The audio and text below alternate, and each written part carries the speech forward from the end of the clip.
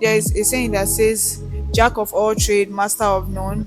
So, like, I don't know how to, like, because I don't want to today. Let's say today cooking food, tomorrow I'm making hair, next tomorrow I'm doing painting and all. So how can I what okay how can I spread my seed without it not looking like I'm confused? What we are saying is this: consider that you have the resources available to you is 100%, right? If you are doing, let me assume your business is catering, right? If something affects the catering business in Nigeria, for instance, we all know there's inflation, right? Prices of things just go up, or the country is just so. And then what does catering address? Is when you are doing ceremonies, right? You are celebrating birthday parties and everything. Or if there's anything that happens in the country, okay, let's talk about COVID. That's a classic example. Will anybody call a caterer during COVID? People were just staying in their homes. We were cooking our own foods and doing everything. Those are external shocks that happen and nobody predicts. And that's just an extreme example. And it can happen.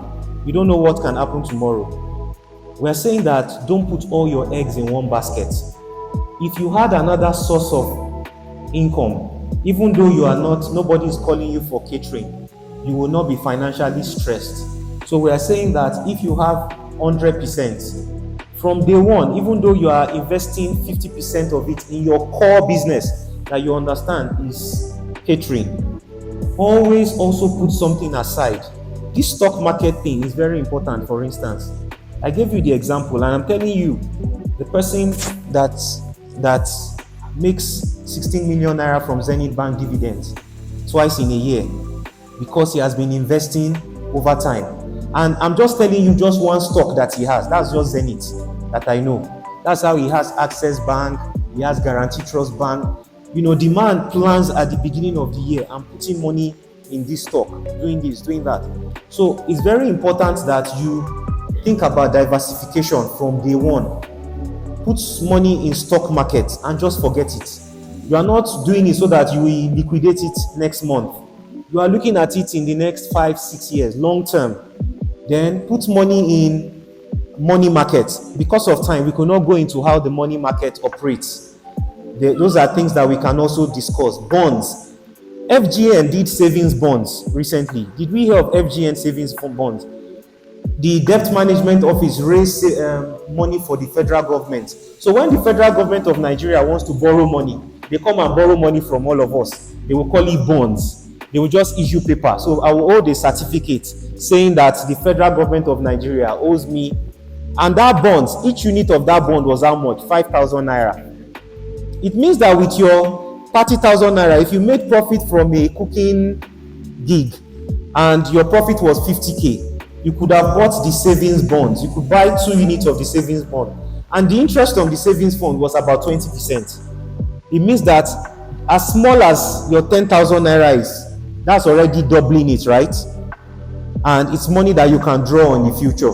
So that's what we are talking about when we talk about spreading your, not doing all jack of all trade, doing catering, barbing hair, everything I can do it, everything I can do it. No, that one, it's not what we are saying. Just look at asset classes. So maybe I would also, in the WhatsApp group, I will list the asset classes. So think about asset, and your business is one of the asset classes too. When I spoke about equities, it's because I didn't expand. Equities is not only go and buying stock in the stock market, it's also buying a business. You see a business that is thriving and you just buy the person off, or his business. I know he sent me one paper one time. He said he has a business and he has looked at how much he can make from the business. Come and buy stock, buy a percentage of my business. And I say, okay, you know what, based on the projections, I think 30% of your business is worth 2 million naira, and I give him. So from every profit that he makes, I'm entitled to 30% of his profit as well. So that's how we can spread. So even though I am not into travel, somebody who is into travel is minding that business. If another person here is into catering, if Bisola is into catering and she has a business plan, and then she says, oh, come and buy into my, she wants to buy pots, she wants to buy rentals, and then we agree on how she will be paying me my, that's already buying stock. It's just that it's in the informal market. We are not going to the stock exchange to go and buy it. So there are different ways that you can buy equity. Equity is ownership. So you can buy it officially, formally in the Nigerian Stock Exchange, or informally. We can buy each other's businesses, So that's what we were talking about. Um, I have this particular question, which is relating to people that are trying to start their life. I was listening to what this brother was saying earlier on, and I could relate to some things he was trying to pass to us, because at a particular stage, for some people that are not actually in some positions when it comes to financial whatever, they're just coming out from nothing, especially when they're coming out from school. You get, so this particular time I was so obsessed with saving. Like, I'm this kind of person that I always save with the box, then I started saving with piggy vest. But with time I discovered that the money I had over time lost value compared to things that I could have done earlier on with those money that could have been like even helped to some extent. And the particular period I was at that particular time was that I didn't have a job, so it's just maybe side gigs and all of that, just trying to feed, then other things that comes to do with it. But I'm trying to just ask, like, how do one like go on with that kind of particular position when you don't have when you're like a salary earner, you don't have a specific thing in mind, and you have things to do. You still have wants, you still have needs, you still have to even save. So over time, if you have money, piggy vest, and that's another thing I did not mention. I don't know, I know those are very useful tools as well. I know that you don't just put your money in piggy vest, they pay you interest now, right? I don't know what the interest is, how high it is.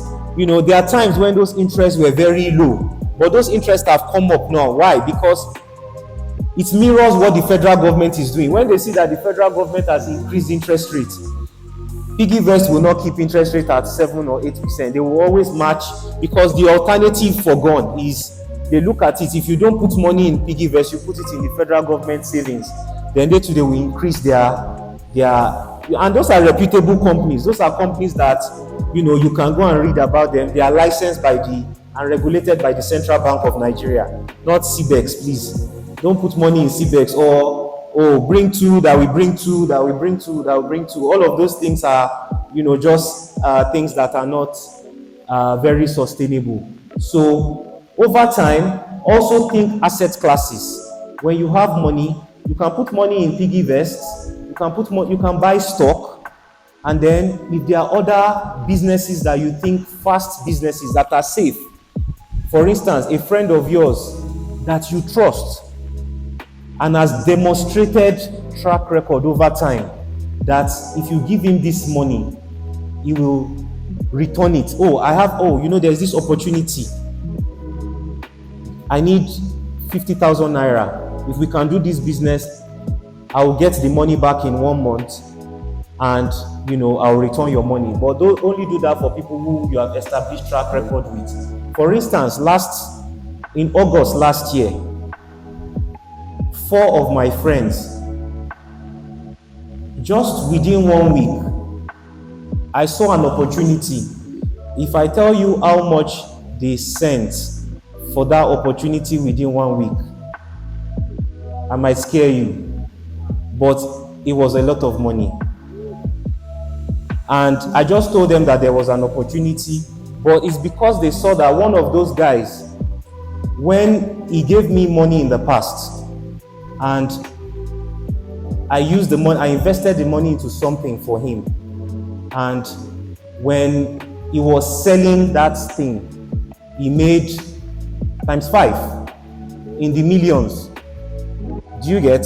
So When it was time, when I told him that there was this opportunity, it was within 2 days he sent money and a group of them like that. So what I'm saying is that if you look carefully among your circle and people around you, also look for people who have established track record. This person has been successful in this thing, so you can trust him with your investments. They are consistent, not a jack of all trade.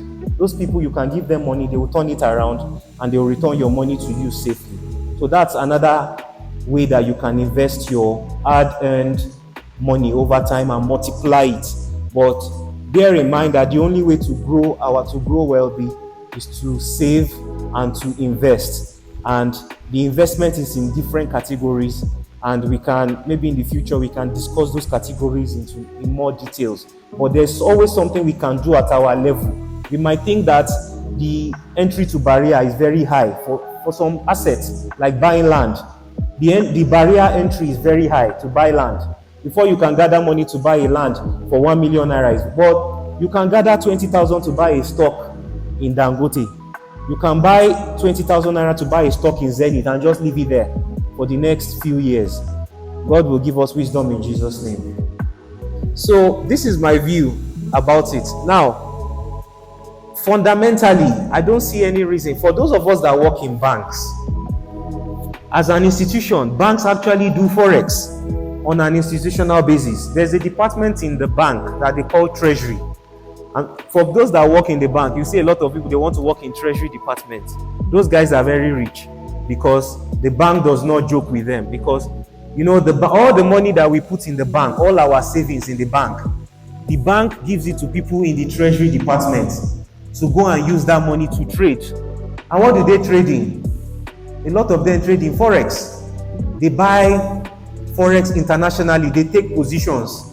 They buy US dollar today, buy the yen. They do it on an institutional basis. My problem with those things is that for those of us who do not understand those markets, and then we are doing it on a speculative basis, we are just timing the market. You just put money and then you are waiting for, as soon as it increases by something, you just want to go out. Then you are just trying to time the market. You are going to get bonds. So that's the challenge that I have with those things. That, when you are making any investments, understand it very well and have a long-term view, rather than you just trying to do, you are literally gambling or speculating. Anything that you are speculating always goes south most of the time. So that's the issue. And then crypto as well. That one, I will never invest in crypto because I do not see where it is tied to. What value is it tied to? I always like investing in things that are tied to value. What need is it meeting in the society? Do you get? But you guys are just talking about coins that I don't have a clue what those things are addressing. So for me personally, I will not invest in it. But if you feel you understand the market, and to be honest, when you look internationally, you go to shopping centers abroad now, you can even pay with crypto in some malls. So there are probably some fundamentals that are attached to those things. But if you can understand it, perhaps it's something that you can do. But always do something that you can see something tangible benefits. What need is this thing meeting in the society? If you buy a stock is tied to Zenith Bank. You know the business of Zenith Bank, Abi.